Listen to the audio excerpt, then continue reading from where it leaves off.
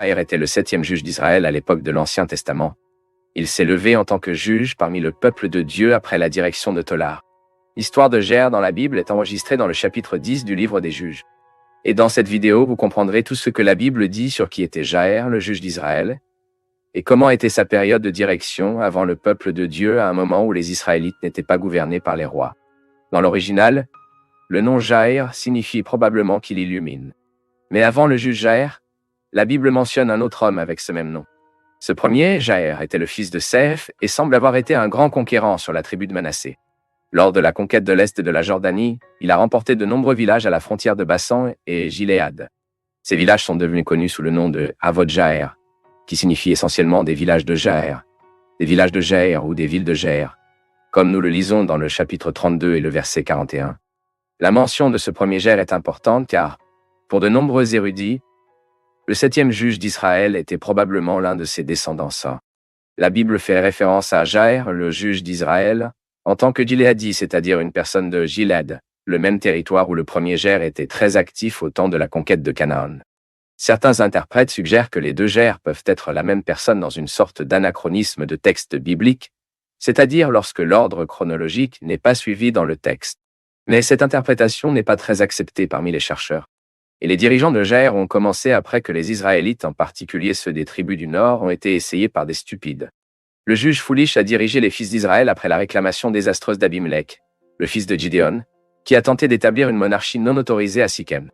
Mais en lien avec le leadership de Tola, le texte biblique ne fait aucune référence à un ennemi spécifique qui a opprimé Israël. Et la même chose se produit également avec le leadership de Jaïr. À propos de Jaïr, le texte biblique dit simplement qu'il a jugé Israël pendant 22 ans. Dans les Juges, chapitre 10, verset 3. L'absence d'identification d'un peuple agresseur au cours des années où Jaïr a jugé Israël peut signifier que sa direction ne s'est pas concentrée sur la libération des Israélites de la main d'une nation oppressive, mais était plus dédiée à la résolution de leurs problèmes internes des tribus israéliennes elles-mêmes. Le texte biblique ajoute également que Jaïr a eu 30 enfants qui ont parcouru environ 30 ânes et avait également 30 villes au pays de Giléad. Ces villes étaient également associées à la désignation de Havot Jaïr et le texte biblique dit a eu 30 enfants qui ont installé 30 ânes. Ils avaient une autorité sur 30 villes, qui sont toujours appelées villages de Jaïr et sont à Gilead. La description des 30 enfants de Jaïr qui ont marché sur des ânes et des villes gouvernées, probablement une indication du grand le pouvoir, l'influence et la richesse de la famille de Jaïr en Israël. Et à la mort de Jaïr, le texte biblique dit qu'il a été enterré à Cam. Peut-être aussi à Gilead, comme nous le lisons dans les Juges chapitre 10 et verset 5. Et après ce bref rapport, le juge Jaïr n'est plus mentionné dans une autre partie de la Bible. Fait intéressant, dans certaines listes de la période des juges d'Israël, Jaïr est considéré comme le 8e juge d'Israël au lieu du 7e. En effet, certains commentateurs considèrent Barak comme un juge aux côtés de Déborah, tandis que d'autres une direction de Déborah. Même si vous avez des questions sur la période des juges, ici sur la chaîne, nous avons une vidéo complète sur l'histoire et la chronologie possible de la période des juges. À la fin de cette vidéo, vous pouvez le regarder. La Bible mentionne toujours 2 autres personnes avec le nom de Jaïr qui vivaient après l'histoire israélite. Le père d'Élana, l'homme qui a tué le frère du géant de Goliath, s'appelait Jaïr, comme nous avons lu dans le premier livre des Chroniques, chapitre 20 et verset 25. Ensuite, il y avait aussi un Jaïr qui appartenait à la tribu de Benjamin et était le père de Mordochéus, celui qui était un cousin et tuteur d'Esther, comme nous avons lu dans le livre d'Esther, chapitre 2 et verset 5. Et si vous aimiez connaître l'histoire de Jaïr, le juge d'Israël dans la Bible, laissez votre commentaire. Partagez cette vidéo avec quelqu'un d'autre.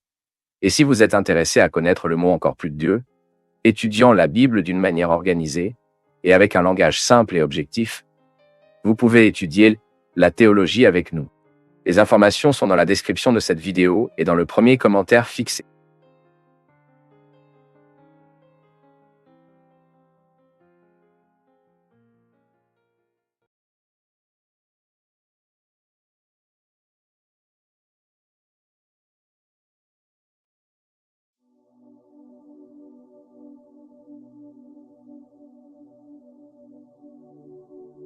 Parabole dans laquelle Jésus parle de mettre de nouveaux vêtements dans de vieux vêtements et de nouveaux vins dans les vieilles ordres en est une. Disons que la double parabole de Jésus enregistrée dans les évangiles synoptiques, c'est-à-dire dans Matthieu, Marc et Lucas. Et c'est une petite parabole qui génère des doutes chez beaucoup de gens, après tout. La première chose que nous devons faire pour comprendre cette parabole est de regarder le contexte dans lequel il apparaît dans le texte du Nouveau Testament. Lorsque nous lisons le texte biblique, nous pouvons réaliser que Jésus a prononcé cette parabole lorsqu'il a répondu à la question de savoir pourquoi les disciples de Jean-Baptiste et des pharisiens ont jeûné. Mais leurs disciples n'ont pas jeûné. C'est ce que nous lisons dans l'évangile de Luc, dans le chapitre 5 et le verset 33, où le texte dit ce qui suit. Jésus a répondu, « Pouvez-vous rendre les invités du marié rapidement pendant que le marié est avec eux? Mais cela viendra des jours où le marié leur sera retiré. À cette époque, ils jeûneront. » Puis il leur a dit cette parabole. « Personne ne décolle de nouveaux vêtements et le couture dans de vieux vêtements. Si vous le faites, il gâchera les nouveaux vêtements et le patch du nouveau ne s'adaptera pas à la vieille femme. Et personne ne met de nouveau vin sur les vieux wineskins. Si vous le faites, le nouveau vin éclatera les odeurs, le rejet, et les odeurs se gâteront. Au contraire, les Juifs connaissaient en effet les pratiques de réparation de vieux vêtements et de fermentation du vin dans les odoraires. Le sens de cette parabole concerne le contraste entre le modèle du judaïsme suivi par les religieux du temps de Jésus et la Nouvelle Alliance. Cette parabole dit que les anciennes formes de cérémonie de la loi mosaïque sont inadéquates à la Nouvelle Alliance en Christ, ne sont pas insuffisantes au message de l'Évangile de la grâce. Donc, lorsque vous parlez du nouveau patch dans un vieux tissu, Jésus dit qu'il est inapproprié d'essayer de coudre la Nouvelle Alliance dans les anciennes pratiques de cérémonie juive. En fait, cela n'a aucun sens de prendre un morceau de tissu d'une nouvelle tenue pour réparer une vieille tenue. En effet, en plus de gâter les nouveaux vêtements, le nouveau tissu utilisé sur le patch peut forcer l'ancien tissu et agrandir la déchirure. Et Jésus a réaffirmé ce même principe en disant que personne ne met de nouveau vin dans les vieux wineskins. Et quelle en est la raison? La raison en est que le nouveau vin, dans son processus de fermentation, finit par briser les vieilles odres, finit par éclater les vieilles odres, par conséquent. Le nouveau vin doit être placé dans de nouvelles odeurs. Les odres n'étaient rien de plus que des conteneurs fabriqués en peau d'animal, c'est-à-dire en cuir. Et en raison de l'élasticité du cuir, les gens ont utilisé ce matériau en train de fermentation du vin. Le nouveau vin a été placé dans les odeurs, mais en fermenté, la pression a augmenté et a étiré les odres et un ancien odre avait déjà été dilaté au maximum et n'avait plus l'élasticité nécessaire pour un nouveau processus de fermentation. Ainsi, un nouveau vin placé dans un ancien odre était un gaspillage, car le chapeau éclate et le vin s'est répandu. Et cela signifie que lorsque l'on parle de nouveau vin dans les vieux vinsques, Jésus disait que les rituels de cérémonie observés dans l'Ancienne Alliance n'incluaient pas la réalité de la Nouvelle Alliance. En fait, les rituels de l'Ancienne Alliance n'ont fait remarquer la Nouvelle Alliance. Ils ont rempli leur rôle et ont cessé. Donc, c'était comme mettre de nouveau le vin dans les vieilles odres. Et un exemple de cela est précisément la pratique du jeûne. Comme nous l'avons vu dans le texte biblique, Jésus a parlé cette parabole motivée par une question sur le jeûne. Même il est important de comprendre ce point parce que certaines personnes pensent que dans cette parabole, Jésus condamne ou décourage la pratique du jeûne. Mais ce n'est pas le cas. Aussi parce que, dans le même texte, Jésus a annoncé que le moment viendrait où ses disciples se jetteraient également. En fait, ce que Jésus était alors désapprobateur était exactement les traditions de ce judaïsme de castigue des religieux de son époque. Et où est le jeûne dans toute cette histoire? Le jeûne a été observé à l'époque de l'Ancien Testament, en particulier dans les périodes de crise, de calamité, et lorsque la nation a élevé le Seigneur à un cri public. Et en plus, nous lisons également dans la Bible sur les personnes qui pratiquaient parfois le jeûne dans une sorte de dévotion personnelle. Et le jeûne a été prescrit dans la loi mosaïque. La loi exigeait le respect du jeûne le jour de l'expiation. C'est-à-dire que, dans la loi de Dieu en Israël, le jeûne était une pratique annuelle. Mais il semble que les pharisiens, qui essayaient de maintenir la réputation de super pieux, super spirites, n'ont trouvé que peu de jeûnes annuels. Et ils ont ensuite stipulé que le jeûne doit être observé au moins 2 fois par semaine. On dirait qu'ils étaient trop saints, tu sais. Ensuite, ils ont fait le rapide, et aussi les autres centaines de règles qu'ils ont suivies par la tradition orale. Leur symbole de spiritualité. Une spiritualité qui a été prouvée uniquement par des pratiques légalistes. Et quand Jésus a parlé du nouveau patch en tissu sur les vieux vêtements, le nouveau vin dans les vieilles odres, ce n'était plus dans la nouvelle réalité que Jésus est venu dans le monde. Jésus est venu apporter un changement radical. Il est venu pour inaugurer une nouvelle alliance et non réparer le vieux judaïsme. Mais ce changement radical apporté par Jésus ne plairait évidemment pas tout le monde. Donc, Jésus a terminé la parabole en disant ce qui suit, et personne après avoir pris le vieux vin préfère le nouveau car il dit que le vieux vin est meilleur. Ici, Jésus ne disait pas que le vieux judaïsme est meilleur que la nouvelle alliance. Ce qu'il disait, que beaucoup de ces personnes qui étaient habituées au vieux vin ne voulaient même pas goûter le nouveau vin. Ils étaient satisfaits. Ils pensaient qu'ils étaient très sains et étaient à l'aise avec tout ce système. Donc ça n'est pas ces gens comme la façon dont Jésus a menacé la structure du modèle qu'ils ont suivi. Alors c'est tout. J'espère que vous avez réussi à comprendre ici, en un mot, ce qui est vraiment le sens de la parabole dans lequel Jésus parle de patch de nouveaux vêtements dans de vieux vêtements et du nouveau vin dans les vieilles odresses.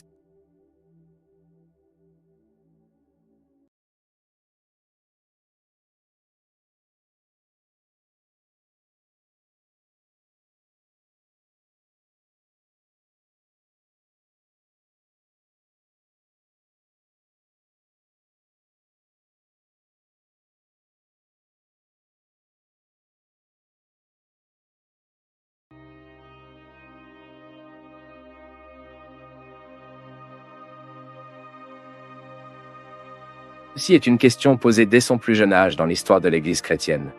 Déjà au IIe siècle après J.C., la paternité de la lettre a été débattue parmi les chrétiens.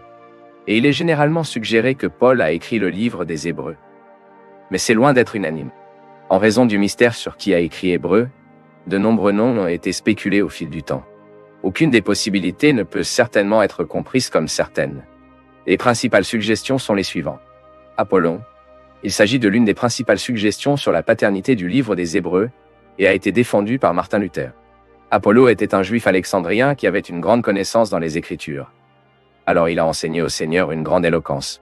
Luther était principalement basé sur le chapitre 18 des Actes des Apôtres pour défendre sa suggestion et a fait valoir qu'Alexandrie était un grand centre éducatif où Apollo aurait atteint toutes ses compétences dans la langue grecque, ainsi que le contact avec Septuaginte, une version grecque de l'Ancien Testament, qui a même été publié en premier dans cette ville. Le livre des Actes nous informe que je ne connaissais initialement que le baptême de John, mais a ensuite été correctement instruit par Priscilla et Aquila. En fait, cette hypothèse est très bonne. Mais sa grande faiblesse est le fait que personne au début des siècles du christianisme ne l'a défendu de manière convaincante. Clément d'Alexandrie, qui vivait dans environ 200 après J.C., par exemple, serait certainement le mieux adapté pour souligner Apollo en tant qu'écrivain du livre des Hébreux. Mais il a plutôt suggéré à Paul. Barnabas est un autre candidat suggéré d'avoir écrit le livre des Hébreux. Cette suggestion a été défendue par Tertullien. Il était basé sur les rapports des actes des apôtres sur Barnabas, en particulier ses références dans les Actes chapitre 4, versets 36 et 37. En raison de son origine et de ce qui est écrit à son sujet dans le Nouveau Testament, il était évidemment qualifié pour avoir écrit le livre des Hébreux. La faiblesse de Aquila, la femme qui, avec Aquila, a instruit Apollon et était clairement un membre remarquable de l'Église primitive, a également été suggérée par des érudits plus modernes en tant qu'écrivain possible du livre des Hébreux. Le problème avec cette suggestion est que l'écrivain d'Hébreux, dans le grec d'origine, utilise un participe à terminaison masculine lorsqu'il se réfère à lui-même. C'est-à-dire pour défendre la paternité de Priscilla, il serait nécessaire de contourner un problème textuel qui fait cette hypothèse impossible. L'apôtre Paul, depuis longtemps, l'apôtre Paul a été considéré comme l'auteur du livre des Hébreux. Clément d'Alexandrie et d'Origène, au cours des siècles 2 et 3, a déjà affirmé que Paul avait écrit cette lettre. Cette suggestion a été si acceptée qu'en 1611, lorsque la version anglaise King James a été publiée, elle a apporté le titre suivant à l'épître aux Hébreux. L'épître de Paul, l'apôtre des Hébreux. Malgré tout cela, certains points importants rendent la paternité de Paul très improbable. Le principal problème est dû aux différences claires entre le livre des Hébreux et les épîtres pauliniennes. Compte tenu principalement du texte grec original de la lettre hébraïque, on peut dire que rien ne se souvient de celle-ci. Le style d'écriture de l'apôtre Paul, ses caractéristiques, ses expressions, et même le choix des mots. Un autre point très important est que, dans leurs lettres, Paul fait des références croisées en ce qui concerne les doctrines les plus importantes, mais cela ne se produit pas en hébreu. La principale faiblesse de la paternité de Paul se produit dans l'Hébreux chapitre 2, verset 3, où l'écrivain de l'épître ne se place clairement pas parmi ceux qui ont personnellement entendu le Seigneur Jésus, le salut qui a été annoncé. Mais il s'est mis parmi ceux qui ont entendu de ceux qui l'ont reçu directement du Christ, c'est-à-dire un disciple des apôtres. Par rapport à ce texte, nous devons mettre Galates chapitre 1, verset 12, où l'apôtre Paul déclare catégoriquement qu'il n'a reçu l'évangile de personne d'autre, mais directement de Jésus-Christ. Calvin a très bien observé quand il a déclaré que l'écrivain d'Hébreux faisait partie des disciples du mystère apostolique. Déjà pour ceux qui soutiennent qu'il existe encore des similitudes théologiques entre les Hébreux et les lettres de Paul, il est nécessaire de se rappeler qu'il existe beaucoup plus de similitudes existent avec ces écrits de John et de l'apôtre. John n'est pas considéré comme l'écrivain d'Hébreux. John n'est pas considéré comme l'écrivain d'Hébreux. En plus de ces noms déjà mentionnés, d'autres chefs d'église importants ont également été suggérés comme auteurs du livre des Hébreux au fil du temps, comme Clément of Rome, qui vivait dans environ 95 après J.C., Paphas, cité par Paul lorsqu'il a écrit les Colossiens et Silas, le compagnon de Paul lors de voyages missionnaires, et qui connaissait également l'apôtre Pedro. Avec tout cela, si nous ne pouvons pas dire avec certitude qui écrit le livre des Hébreux, nous pouvons considérer certains détails présents dans l'épître lui-même qui clarifient certaines curiosités à ce sujet. Comme cela a été dit, l'auteur était un homme, et cela est clair dans le grec d'origine, en particulier dans le chapitre 11 Hébreux, verset 32. Il a également dominé le grec et son style littéraire était hellénistique. Il était très formé à l'Ancien Testament et fait un grand usage de Septuagint. Il n'a eu aucun contact direct avec Jésus. Il connaissait personnellement Timothée et aussi les destinataires de sa lettre. Malgré tant de suggestions de noms pour les auteurs possibles de cet épître, la défense de l'un d'eux fait face à de graves problèmes. À ce sujet, Origène a accepté de dire que seul Dieu est qui sait qui a écrit le livre des Hébreux. En particulier, je préfère la suggestion selon laquelle l'auteur était Apollon, en considérant simplement ce qui est dit de lui dans les Actes, et aussi par l'apôtre Paul lui-même dans l'Épître aux Corinthiens, et aussi l'écriture de Titus.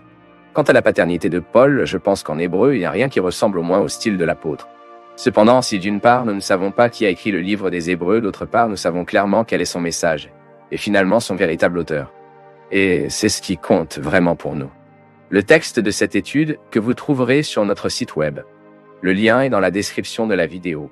Sur notre site web, vous pourrez accéder aux biographies de nombreux personnages bibliques, ainsi que des centaines d'autres études de divers sujets. Profitez également de l'occasion pour télécharger notre application officielle gratuitement et recevoir toutes nos études sur votre téléphone.